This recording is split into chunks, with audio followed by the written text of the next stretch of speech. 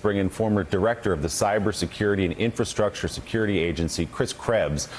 You remember, was fired from Homeland Security Department after rejecting President Trump's false claims of widespread voter fraud. And as he tweeted this yesterday about the president's disinformation campaign, quote, "What did they think would happen? They own this." Chris, it's good to have you with us this morning.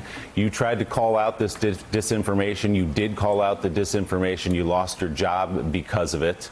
What is your reaction to what you saw yesterday? It's unbelievable that what happened yesterday happened.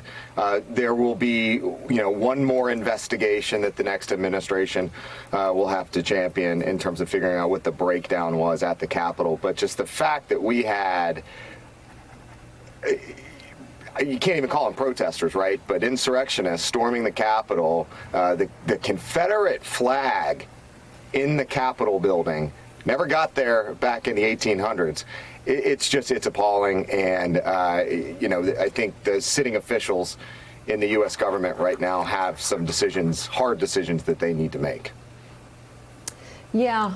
Having said that, just watching these videos again and sitting here one day after Chris Krebs, the Capitol was invaded by terrorists and trashed. It's just hard to believe that what we're hearing this morning is platitudes. Oh, it'll be on them. Oh, history won't like you very much. That's really not enough at this point. Swift action usually follows a violent crime, not selfies. Right. And I guess my question to you would be, what is the process to get to justice from this moment? What is the process that secures our democracy over the next 13 days? So I think sitting cabinet officials have three decisions to make. First is they can do nothing, which is effectively complicity. Second, they can resign and protest, which to me actually makes things more dangerous because you don't know who's going to come in behind them. And the third is that, as was just mentioned, it has been mentioned since yesterday, they can consider invoking the 25th Amendment. And that is going to be, I think, on the top of mind today. I've talked to a couple administration officials, and those conversations are happening. At the cabinet level, I'm not sure yet, but that is the fastest course to protecting the Constitution at this point.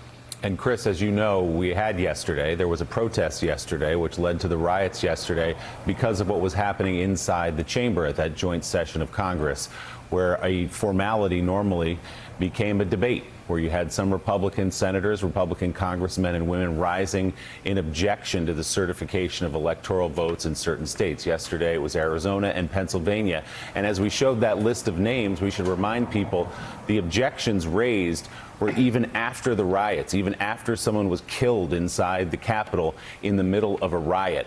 So what do you say to Josh Hawley? What do you say to Ted Cruz? What do you say to that group of senators who persist in pushing conspiracy theories about what happened in the presidential election?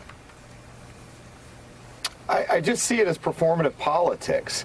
There were venues to protest and contest every one of those states. They lodged multiple dozens, over 60 lawsuits, and they were unsuccessful. And I don't want to hear this about that every one of those failed on technical issues like standing. That's not true. Thanks for checking out MSNBC on YouTube, and make sure you subscribe to stay up to date on the day's biggest stories. And you can click on any of the videos around us to watch more from Morning Joe and MSNBC. Thanks so much for watching.